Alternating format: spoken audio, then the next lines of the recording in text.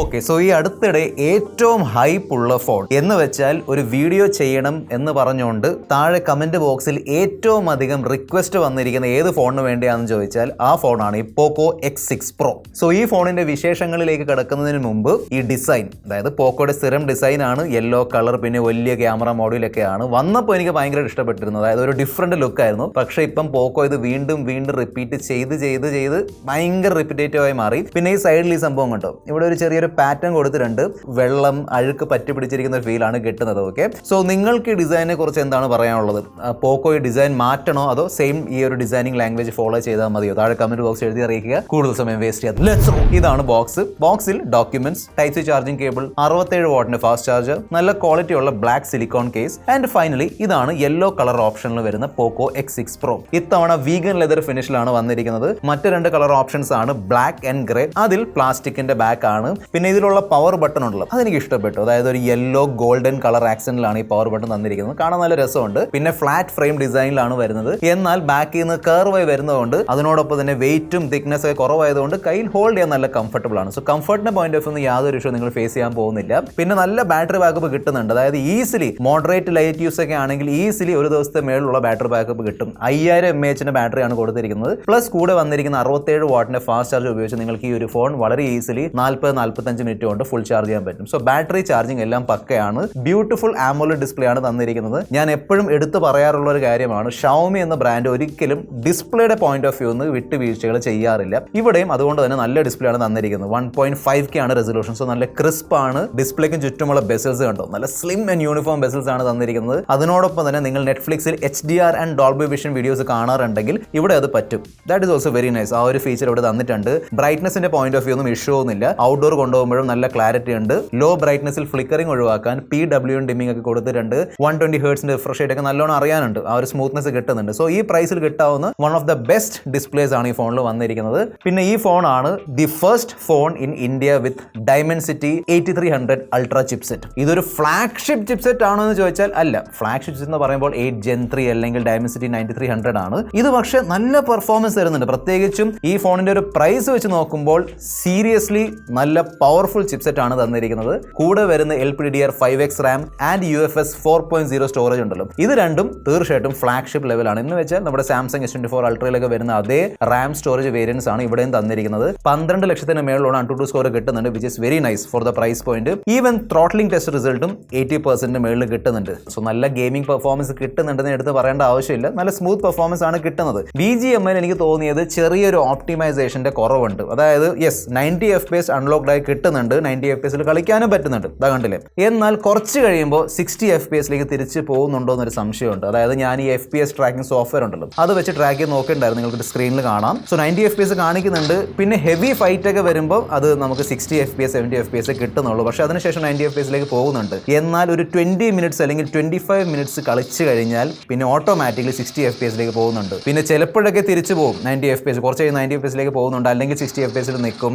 അതല്ല എങ്കിൽ സെറ്റിംഗ്സിൽ കയറിയിട്ട് ഒന്നുകൂടെ ഈ 90 FPS ഓപ്ഷൻ സെലക്ട് ചെയ്താൽ വീണ്ടും 90 FPS വരുന്നുണ്ട്. എന്നാൽ കുറച്ച് കഴിയുമ്പോൾ വീണ്ടും 60 FPS പോകുന്നുണ്ട്. ഓക്കെ, സോ ആ ഒരു FPS സ്റ്റെബിലിറ്റി 90 FPS അത്രയും കിട്ടുന്നില്ല. ഗെയിമിന്റെ ബഗ് ആണോ അതോ ഈ ആപ്ലിക്കേഷന്റെ ബഗ് ആണോ ഫോണിന്റെ ഇഷ്യൂ ആണെന്ന് എനിക്കറിയില്ല. ഞാൻ ആക്ച്വലി ഈ പോക്കോ ഫോണിന്റെ ഡെവലപ്പർ ഓപ്ഷനിൽ വരുന്ന ഒരു സംഭവം ഉണ്ട്, അതായത് ഈ FPS ട്രാക്കിംഗ്, അത് ഞാൻ ഓൺ ചെയ്ത് നോക്കി. അവിടെയും സെയിം റിസൾട്ട് ആണ്. 90 FPS കിട്ടുന്നുണ്ട്, എന്നാൽ കുറച്ച് കഴിയുമ്പോൾ വീണ്ടും 60 FPS ആവുന്നുണ്ട്. Okay, so 60 FPS game play എങ്ങനെയുണ്ടെന്ന് ചോദിച്ചാൽ അത് സ്മൂത്ത് ഗെയിം പ്ലേ ആണ്, നോ ഇഷ്യൂസ്. എന്നാൽ 90 FPS കുറച്ചും കൂടി ബെറ്റർ ആയിട്ട് ഓപ്റ്റിമൈസ് ചെയ്യണം. സെയിം CODയിൽ അതേ സംഭവമാണ്, 120 FPS കിട്ടുന്നുണ്ട്. മീഡിയം സെറ്റിംഗ്സിൽ ഈ പ്രൈസിൽ CODയിൽ 120 FPS എന്ന് പറയുമ്പോൾ നല്ല പവർഫുൾ ചിപ്സെറ്റ് ആണ് ഫോർ ഷുവർ. എന്നാൽ അവിടെയും കുറച്ച് കഴിയുമ്പോൾ, അതായത് ഒരു 30 മിനിറ്റ്സ് 40 മിനിറ്റ്സ് കളിക്കുമ്പോൾ അവിടെയും 60 FPS വരുന്നുണ്ട്. പിന്നെ ആസ്ഫാൾട്ടും കളിച്ച് നോക്കിയിരുന്നു, അവിടെ 60 FPS കിട്ടുന്നുണ്ട്, വലിയ ഇഷ്യൂ ഒന്നുമില്ല. 50, 55, 60 FPS കിട്ടുന്നുണ്ട്.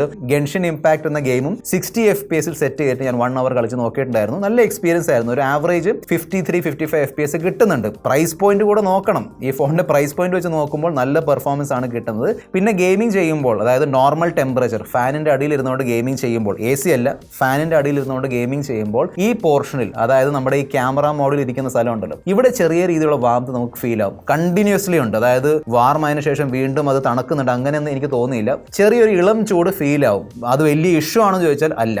കാരണം അത്രയും പെർഫോമൻസ് ഉള്ള ഒരു ചിപ്സെറ്റ് ആയതുകൊണ്ടാവാം. കണ്ടിന്യൂസ്ലി കളിക്കാൻ പറ്റുന്നുണ്ട്, ആ വാം ആവുന്നതുകൊണ്ട് അങ്ങനെ ത്രോട്ടലിംഗ് ഒന്നുമില്ല. ഓക്കെ, പക്ഷേ നമ്മളിങ്ങനെ പിടിച്ചുകൊണ്ട് കളിക്കുമ്പോൾ തീർച്ചയായിട്ടും ആ വാംത്ത് നമ്മുടെ ഫിംഗറിൽ ഫീൽ ആവുന്നുണ്ട്. ഈ വർഷം വന്ന റെഡ്മി നോട്ട് 13 പ്രോ ആണെങ്കിലും പ്രോ പ്ലസ് ആണെങ്കിലും ആ രണ്ട് ഫോൺസിലും out of the box latest Android ഇല്ലായിരുന്നു, ആൻഡ്രോയിഡ് 13 ആയിരുന്നു. എന്നാൽ ഈ പോക്കോ X6 Pro ആണ് the first Xiaomi phone in India with hyper OS based on Android 14. അതിനോടൊപ്പം തന്നെ പോക്കോ 3 വർഷത്തേക്കുള്ള ആൻഡ്രോയിഡ് അപ്ഡേറ്റ് പ്രോമിസ് ചെയ്തിട്ടുണ്ട്. ഇനി ഈ അപ്ഡേറ്റ് വരുമ്പോൾ മദർ ബോർഡ് അടിച്ചു പോകാൻ ചാൻസ് ഉണ്ടോ എന്ന് ചോദിച്ചാൽ അത് നമുക്ക് പറയാൻ പറ്റില്ല. പക്ഷേ പോക്കോയുടെ റീസെന്റ് പാസ്റ്റ് ഉണ്ടല്ലോ, ഈ 1 വർഷം 1.5 വർഷം 2 വർഷം, ആ പോക്കോ F4 ശേഷം അതിനുശേഷം വന്നിരിക്കുന്ന ഫോണുകളിൽ അങ്ങനെ വലിയ ഇഷ്യൂ ഒന്നും വന്നതായിട്ട് ഞാൻ കേട്ടില്ല. ഓക്കെ, സോ ഇപ്പോൾ ഇറങ്ങുന്ന പോക്കോ ഫോൺസ് സേഫ് ആണ് എന്ന് നമുക്ക് കരുതാം. എന്നാൽ ഒരു കണ്ടെയ്നർ നിറയെ ഈ ബ്ലോട്ട്വെയർസ് അല്ലെങ്കിൽ ഈ ചവർ ആപ്ലിക്കേഷൻസ് ആണ് ഈ ഫോണിന്റെ മേളിൽ പോക്കോ അൺലോഡ് ചെയ്ത് വെച്ചിരിക്കുന്നത്. ഇഷ്ടം പോലെ ബ്ലോട്ട്വെയർസ് ഉണ്ട്.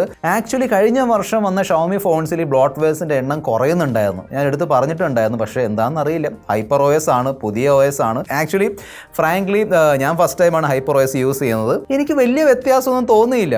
ഷവോമിയുടെ MIUI തന്നെയാണ്, അതിൻ്റെ കൂടെ തന്നെ കുറച്ച് പുതിയ ഫീച്ചേഴ്സ്, ഈ ആൻഡ്രോയിഡ് 14 ആയതുകൊണ്ടാവാം ചില പുതിയ ഫീച്ചേഴ്സ് അവിടെ ഇവിടെ വന്നിട്ടുണ്ട്. പക്ഷെ അങ്ങനെ വലിയൊരു മാറ്റം ഞാൻ ആക്ച്വലി എക്സ്പീരിയൻസ് ചെയ്തില്ല.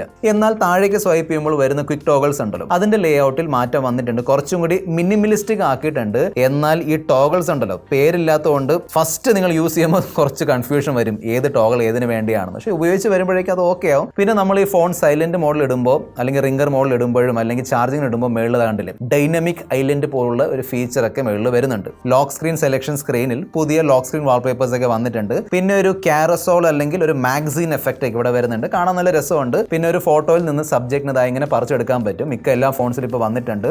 എന്നാൽ ഹോം സ്ക്രീനിൽ നിന്ന് ഇതാ ഇങ്ങനെ റൈറ്റിലേക്ക് സ്വൈപ്പ് ചെയ്യുമ്പോൾ 2024 ഷവോമി ആ ഒരു ആപ്പ് വോൾട്ട് തരുന്നുണ്ട്. ഭയങ്കര എനിക്ക് ഇഷ്ടമല്ല, പണ്ടേ ഇഷ്ടമല്ലായിരുന്നു, ഇപ്പോഴും ഇഷ്ടമല്ല. ഞാൻ വിചാരിച്ചു ഹൈപ്പർ OS വന്നപ്പോൾ ഈ സംഭവം എടുത്ത് മാറ്റിയിട്ടുണ്ടാവും, പക്ഷേ ഇല്ല. അതായത് റെക്കമെൻഡേഷൻസും ഈ ആഡ്സും പ്രൊമോഷൻസ് ഒക്കെ ഇവിടെ ഈസിലി കാണാം. ഓക്കെ, എൻ്റെ സജഷൻ ആയിരിക്കും സെറ്റിംഗ്സിൽ കയറിയിട്ടതായി ഇവിടുന്ന് ഒന്നെങ്കിൽ ഗൂഗിൾ ഫീഡ് ഓൺ ആക്കുക അല്ലെങ്കിൽ ഇത് ഓഫ് ചെയ്ത് വെക്കുക, അതായിരിക്കും ബെസ്റ്റ് ഓപ്ഷൻ. ക്യാമറ പെർഫോമൻസ് എനിക്ക് ഓക്കെ ആയിട്ട് തോന്നി. അതായത് ഈ ഫോൺ ഉണ്ടാക്കിയിരിക്കുന്നത് പെർഫോമൻസിന് വേണ്ടിയാണ്. ആ പോയിന്റ് ഓഫ് വ്യൂ നോക്കുകയാണെങ്കിൽ ക്യാമറ പെർഫോമൻസിൽ നിന്ന് എനിക്ക് വലിയ കംപ്ലയിൻസ് ഒന്നുമില്ല. ഫോട്ടോ സാമ്പിൾസ് കാണാം, നല്ല ഡീറ്റെയിൽസ് ഉണ്ട്, കളേഴ്സ് ഒക്കെ ഉണ്ട്. പിന്നെ ഷവോമി ഫോൺസിൽ വരുന്ന സംഭവം ഉണ്ടല്ലോ, ഭയങ്കര കോൺട്രാസ്റ്റി ഫോട്ടോസ് ആയിരിക്കും, എന്ന് വെച്ചാൽ നമ്മുടെ താടിയും മുടിയൊക്കെ നല്ലോണം കറുപ്പിക്കും. എന്നാൽ പോർട്രേറ്റ് ഫോട്ടോസിലുള്ള എച്ച് ഡിറ്റക്ഷൻ ആണെങ്കിലും കട്ടൗട്ടൊക്കെ നൈസായിട്ട് ചെയ്യുന്നുണ്ട്.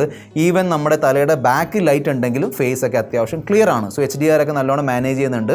ഇതേ പ്രൈസിൽ കഴിഞ്ഞ വർഷം വന്ന പോക്കോ F5 ഉണ്ടല്ലോ, അതിന്റെ ക്യാമറ പെർഫോമൻസ് എനിക്ക് ഒട്ടും ഇഷ്ടപ്പെട്ടില്ലായിരുന്നു. അത് വെച്ച് കമ്പയർ ചെയ്യുമ്പോൾ തീർച്ചയായിട്ടും ഇവിടെ ഇംപ്രൂവ്മെന്റ് ഉണ്ട്. എന്നാൽ അതേ സെയിം ക്യാമറ സെറ്റപ്പ് ആണ് വന്നിരിക്കുന്നത്. 64 mega pixel plus 8 mega pixel plus ആർക്കും വേണ്ടാത്ത 2 മെഗാ പിക്സൽ മാക്രോ ഒക്കെ ഇവിടെ ഇട്ട് തന്നിട്ടുണ്ട്. അൾട്രാവൈഡ് ഫോട്ടോസിൽ വലിയ കളർ ഷിഫ്റ്റ് ഒന്നുമില്ല, അതായത് മെയിൻ ക്യാമറയിൽ കിട്ടുന്ന അതേ കളേഴ്സ് ഇവിടെയും കിട്ടുന്നുണ്ട്. ഡീറ്റെയിൽസ് ഒക്കെ ജസ്റ്റ് ഓക്കെ, ഡീസെന്റ് ആണ്. പിന്നെ 4Kയിൽ വീഡിയോ റെക്കോർഡ് ചെയ്യാൻ പറ്റും, ഡീസെന്റ് സ്റ്റെബിലൈസേഷൻ കിട്ടുന്നുണ്ട്, വലിയ ഇഷ്യൂ ഒന്നുമില്ല. ചെറിയ ജിറ്റർ ഒക്കെ അവിടെ ഇവിടെ ഉണ്ട്, എന്നാലും ഡീസെന്റ് സ്റ്റെബിലൈസേഷൻ കിട്ടുന്നുണ്ട്. Okay, selfie camera performance out of the box വളരെ ആവറേജ് ആയിരുന്നു. ഞാൻ ഇരിക്കുന്നത് കണ്ടില്ലേ, മൊത്തം ഇങ്ങനെ മേക്കപ്പ് ഒക്കെ ഉണ്ട്, അതായത് ഓപ്പോനെ വെല്ലുന്ന മേക്കപ്പാണ് ഇവിടെ ഇട്ടുന്നിരിക്കുന്നത്. ഇപ്പോൾ ഓപ്പോയിൽ മേക്കപ്പ് കുറഞ്ഞിട്ടുണ്ട്. സോ ഇതിന്റെ ആ ഒരു ക്യാമറ യുഐയിലുള്ള സെറ്റിംഗ്സ് ഉണ്ടല്ലോ, ഈ സ്മൂത്തനിങ്, അത് കംപ്ലീറ്റ്ലി എടുത്തു കളഞ്ഞപ്പോൾ പിന്നെ ഇഷ്യൂ ഒന്നുമില്ല, ഡീസെന്റ് ഫോട്ടോസ് കിട്ടുന്നുണ്ട്. അങ്ങനെ ഭയങ്കരമായ പെർഫോമൻസ് ഒന്നും പ്രതീക്ഷിക്കരുത്. പിന്നെ 1080p റെസൊല്യൂഷനാണ് സെൽഫി ക്യാമറ വീഡിയോ എടുക്കുന്നത്. സ്റ്റെബിലൈസേഷൻ ഒക്കെ തന്നിട്ടുണ്ട്, ഡീസെന്റ് രീതിയിൽ വർക്ക് ചെയ്യുന്നുണ്ട്. ഓക്കെ, പിന്നെ ഫൈനലി പോക്കോ ഫോണിൽ ഒരു in display finger print scanner ഇത്തവണ തന്നിട്ടുണ്ട്, നല്ലോണം പെർഫോം ചെയ്യുന്നുണ്ട്. ഹെഡ്ഫോൺ ജാക്ക് വരുന്നില്ല, എന്നാൽ അത്യാവശ്യം നല്ല ഓഡിയോ ഔട്ട്പുട്ട് തരുന്ന, അങ്ങനെ ഭയങ്കരമായിട്ട് ലൗഡ് അല്ല എങ്കിലും ഡീസെന്റ് നല്ല ഓഡിയോ ഔട്ട്പുട്ട് തരുന്ന ഡ്യുവൽ സ്റ്റീരിയോ സ്പീക്കേഴ്സ് കൊടുത്തിട്ടുണ്ട്.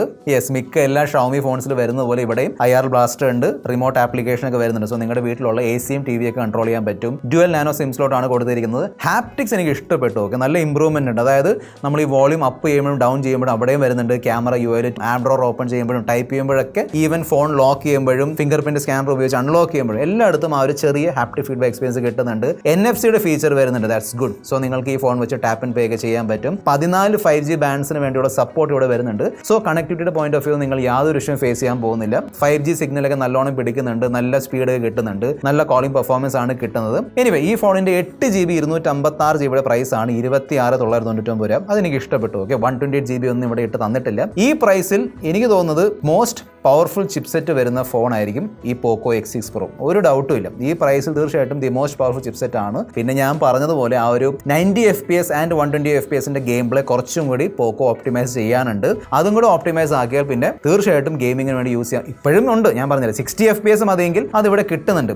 സോ നിങ്ങൾക്ക് ഷവോമിയുടെ ഫോൺസ് ഇഷ്ടമാണ്, ലേറ്റസ്റ്റ് ഹൈപ്പർ OS യൂസ് ചെയ്യാൻ താല്പര്യമുണ്ട്, പ്ലസ് ഈ പ്രൈസിൽ കിട്ടാവുന്ന ഏറ്റവും പവർഫുൾ ചിപ്സെറ്റ് വേണമെങ്കിൽ നിങ്ങൾക്ക് ഈ ഒരു ഫോൺ നോക്കാം. ബാക്കി ഡ്യുവൽ സ്റ്റീരിയോ സ്പീക്കേഴ്സ് ആണെങ്കിലും ഡിസ്പ്ലേ ആണെങ്കിലും ബാക്കി എല്ലാ കാര്യങ്ങളും നിങ്ങൾക്ക് മറ്റു ഫോൺസിലും കിട്ടും. എന്നാൽ നിങ്ങളുടെ പ്രയോറിറ്റി പെർഫോമൻസ് അല്ലെങ്കിൽ ഗെയിമിംഗ് ആണെങ്കിൽ തീർച്ചയായിട്ടും നോക്കാവുന്ന ഒരു ഫോൺ തന്നെയാണ് പോക്കോ X6 Pro. Okay, this your friend mister perfect signing off. Good bye.